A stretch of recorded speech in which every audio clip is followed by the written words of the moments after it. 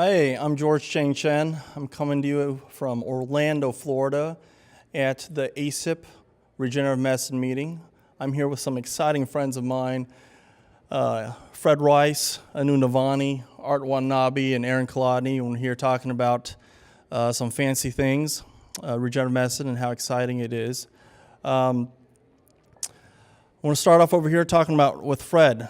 Fred, what's the importance of image guidance, and why is it important that we have all these people coming from all over the country to learn how to perform these procedures?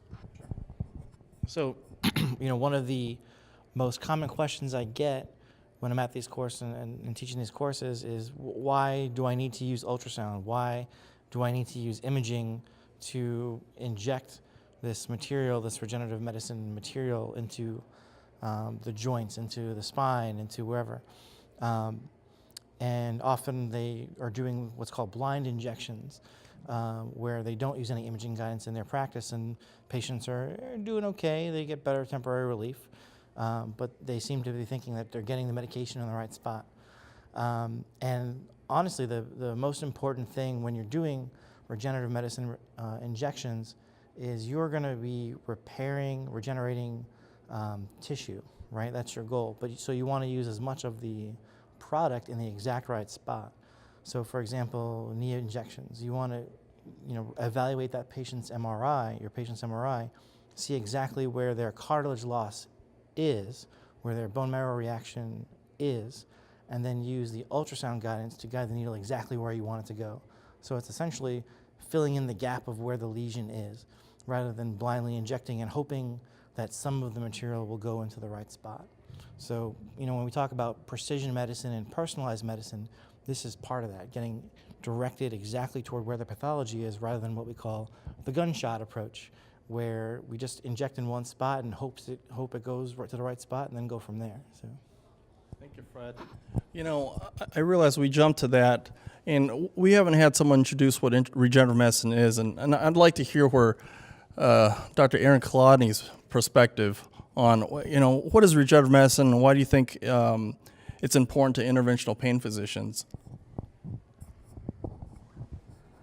Thanks, George. Hello, everybody. Regenerative medicine is the field of medicine that uses either cell-based products or growth factors to try to induce changes in diseased or injured tissues. And let me say that in a different way. In regenerative medicine, we can use specific types of growth factors alone, or in combination with cellular products or cellular products alone, to help jumpstart or accelerate the healing process. And we, in our group of physicians here, the areas of the body that we typically are interested in treating are the musculoskeletal tissues, that is tendons, joints, and spinal tissues, whereas there are others that use regenerative approaches to other medical issues, but the issues that we're mostly concerned about are involving the musculoskeletal system. Thank you so much. I think it's fascinating because in ASIP we have physicians from a diverse background. We have anesthesiologists, radiologists, neurologists, physiatrists, and certainly are starting to attract physicians from even more variety of backgrounds. And it seems like there's a lot of interest in how regenerative medicine is going to change the future of medicine. Dr. Navani, can you talk about how it's changed your practice? Sure. So I'm an interventional spine specialist in Silicon Valley, California, and I'm a faculty at Stanford. And having done interventional spine and sports medicine for a period of time, I think we all have come to realization, and I can say about myself for sure, that we don't really have very good strategies to help people long term. On one hand, we have injections such as steroid injections or certain natural injections, but they're all short-lived. And on the other hand, we have some invasive surgeries that have its own pros and cons. So it is really nice and refreshing to see that we may be up to therapy that may be very natural, holistic, organic, and that may have a potential to repair and restore tissues in the body. So when a patient comes in, our traditional treatment is epidural steroid injection for somebody who has sciatica. But when I often get asked, doctor, is that going to heal my problem? The answer is typically no. And so now with this therapy, it is great to be able to say, yes, there is a potential that your spine condition may heal and repair itself. And so it has tremendously changed my practice. It has given me an opportunity to be able to bring something that's so basic and natural to heal and to repair the damaged tissues. I think that's fantastic. And I know you're getting very, very busy. You're involved in some studies going on. Could you speak briefly about some of the studies in regenerative medicine going on in your practice right now? Sure. So we have always been interested in looking at the outcomes and making sure that we are actually doing some good to the patients, apart from them coming back and saying thank you and some anecdotal, references here and there. So we have been tracking our outcomes for the last 5-6 years, and we have been able to get some case series published. We are on to a randomized controlled trial looking at the effects of PRP and MSCs, which are mesenchymal stem cells, on the discs. And that is in process of the IRB approval, and we are looking forward to working with many of you on that study and getting some great results and being able to bring the results out to the people. Thank you, Dr. Navani. Now, you mentioned PRP and mesenchymal stem cells, and I know there's a lot of controversy out there. There's many other products that are different formulations. Some of them come essentially off the shelf, and Art Watanabe, I think you know a bit about this. Could you speak about what are my regenerative medicine options? What's out there? We have probably 4 regenerative medicine options. One is non-biologic, which is referred to as prolotherapy, where you use concentrated dextrose solutions to stimulate healing, but at best it's probably a weak stimulator of healing. The main biologics that we're talking about are platelet-rich plasma, also known as PRP. The second is amniotic growth factors, and the third are stem cells. Platelet-rich plasma is collected from the own individual. Take about 2 ounces of blood and concentrate the platelets. The platelets have your body's healing and growth initiating factors, and you can take that platelet-rich plasma. Usually yields about 1.5 or 2 teaspoonfuls, and you can use that to treat a joint or a ligament or a tendon or placing it in a disc. The second group is amniotic growth factors, and that's really a diverse population of different biologics. They come from the amnion layer of the placenta from women who have undergone health screening and elective cesarean sections, and depending on the company, some of them contain cells, most of them don't, but regardless, it is a very rich soup of growth factors. And the last is stem cells, and stem cells can come from 2 sources. They can come from yourself, which is called autologous stem cells, or they can come from donated products, such as like umbilical cord stem cells. On a scale, generally in terms of the strength of the ability to stimulate healing and regenerate tissues, prolotherapy is very weak. PRP, or platelet-rich plasma, is stronger. Amniotic growth factor, some physicians refer to it as PRP on steroids. And then the stem cells themselves, which have the greatest potential to regenerate tissue. And those are the things that we have available. They're very exciting to be able to offer these. Unfortunately, the insurance companies don't reimburse for that because they deem it experimental, despite the fact that some of these procedures do have valid level 1 or level 2 studies, and so therefore it's an out-of-pocket expense. But it's a quality of life issue, and many people are willing to invest that money to improve the quality of their life. Thanks, Art. Aaron, I know that you have a very busy interventional spine practice. Could you speak a little bit about the effects of platelet-rich plasma or other regenerative medicine therapies on the disc? Sure. One of our areas of interest in particular is the spine. I'm part of a spine group that includes neurosurgeons and interventionalists, and because of that, our focus is really on the cervical thoracic and lumbar spine. So we treat patients with injuries or pathology of the spinal column. And we treat them surgically, and we also use a variety of interventional techniques, including injections and minimally invasive procedures and diagnostics. One of the newer and more exciting approaches that has come along to allow us to provide treatment and to help a lot of our patients is the biologicals that we've been talking about.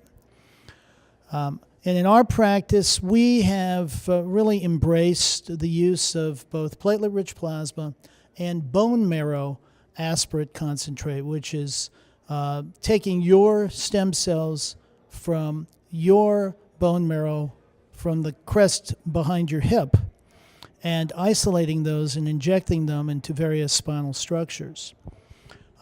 We are involved in clinical trials currently involving platelet-rich plasma, or a variant thereof, in the disc, as well as an allogenic stem cell study involving stem cells that are human stem cells, adult stem cells from a universal donor that are grown in tissue culture and that are supplied in a frozen in a small vial, and that can be thawed and injected without having to go into your hip or the bone behind the hip to obtain them. We are also looking forward to another clinical trial with autologous stem cells that we are going to be doing along with Dr. Navani. But in our current practice, we have found that very similar to results that have been published by Dr. Lutz with PRP and Dr. Patin with bone marrow aspirate concentrate, that we've found both of these techniques to be helpful to carefully selected patients that have painful degenerative disc disease or a similar entity called internal disc disruption. I think a lot of the benefit or lack of benefit in using these therapies depends on patient selection, just like in pretty much everything that we do surgically or interventionally. So it's very important to know how to select and choose patients with back or neck pain that will benefit from these therapies. This is not for everyone, but it does help carefully selected patients. And I think that as we have been seeing in our practice, and I hope that will bear out in the clinical research that we're doing, I think it's really going to be much more important 2 to 3, 5 years from now, even than it is now. Thank you so much, Aaron. Fred? Yes. So I guess one thing I think might be helpful for the audience is, could you each talk about a case that you had where a patient was completely sort of resistant to every treatment that you've given them? Maybe they had a little response here and there, but once they got a regenerative medicine treatment, that was what did it for them. That's what sort of cured them or gave them a long-term fix to whatever their pain issue was, and what type of biologic you might have used at the time. So. I guess I'll start. I can remember one of my patients, fairly young gentleman in his early 40s. He is an avid runner. He participates in every marathon that comes to town and even travels for it. He had annular tears in the discs. So discs are like donuts. The inner material is or a jelly donut, I should say. The jelly is the nucleus and the donut is the annulus. And the annulus, which are the fibers of the disc, had torn in his spine, as well as he had a muscle in his hip tear. And that was due to the fact that he was used to constantly engage in training and running in these marathons from a very young age.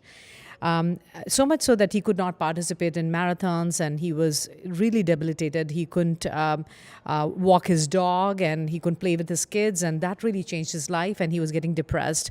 And this is somebody who was absolutely a go-getter and was very, very active, both from sports and family standpoint before that.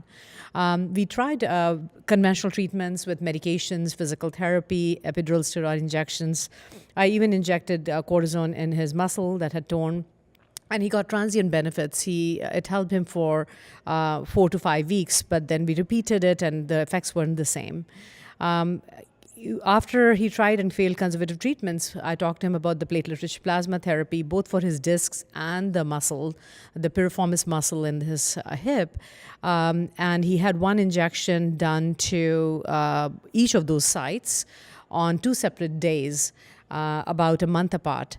And I saw him recently before I came to this conference, and over the last 3 months, he has started training again.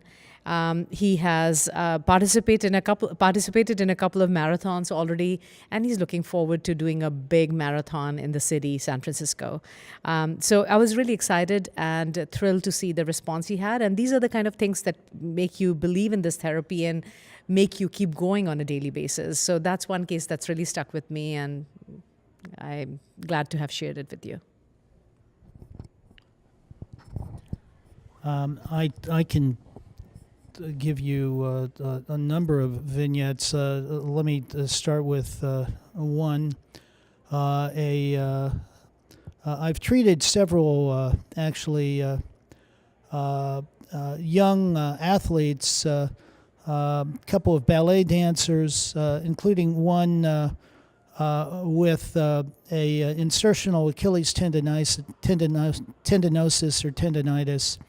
With platelet-rich plasma that was really on the verge of ending her dance career, and just a remarkable result with a single dose of PRP, which was done obviously in her off season. Along those lines, I've treated several adolescent athletes who have developed PARS defects or pending PARS, stress reactions that were sent to me by spine surgeons who were really somewhat befuddled as to what the next option would be for them, because just simply rest and bracing did not provide relief. And in those patients, bone marrow concentrate seemed to accelerate the healing process, and both of those patients healed their PARS. But in addition to that, we've treated successfully scores of patients with painful internal disc disruption and degenerative disc disease, both athletes and older people.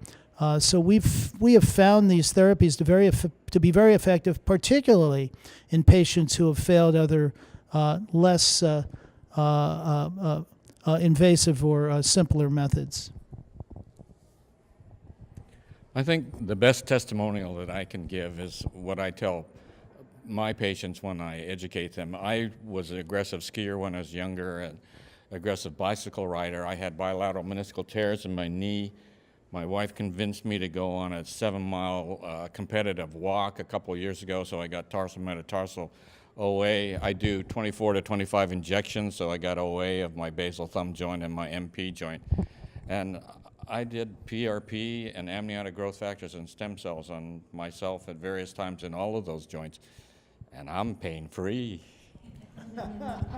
I think that's a wonderful, wonderful story. I'm not going to belabor these thoughts that you guys have shared, and I think it's fantastic you've had so much success. I will say that with my patients, I treat mostly musculoskeletal diseases, tendinopathy, ligamentous injuries with regenerative medicine interventions. I have one patient that sticks out distinctly in my memory, and he was a early 40s carpenter, very active mountain biker, rock climbing, overhead activities with volleyball, and he had 4 tendon rotator cuff injury. And the truth is, when I evaluated him, I didn't think that I was going to be able to do a whole lot for him. But after long discussion and essentially the fact that he had failed every other option prior to possibly having shoulder replacement or arthroplasty. We went ahead and did platelet-rich plasma, and that was my decision. He did ask about bone marrow stem cells at that time. And with PRP into his injured tendons, he actually, and a course of high-quality physical therapy afterwards, he actually had did extremely well and had return to function. He was back to many of his sports. And afterwards, he came back, and I always give the example. We have patients that do well, and the patients that do respond to these therapies, they come back and they said, that was fantastic. What else do you have? And I'm sure a lot of you would echo these kind of thoughts. And the analogy that I share, it's like someone who buys their first Porsche, and it's a base Porsche, and they think that's great, and the lease is up, and they come back and they say, I want the turbo now. And in my mind, that's how I describe, in some sense, it's a little comical, but in some sense, what's the next step? And I've seen patients do incredibly well with bone marrow aspiration concentrate. Anyways, I think we're out of time. Thank you so much for joining me today for this brief talk. It's been a pleasure. Hope to see you guys at the next ASIP Regenerative Medicine course.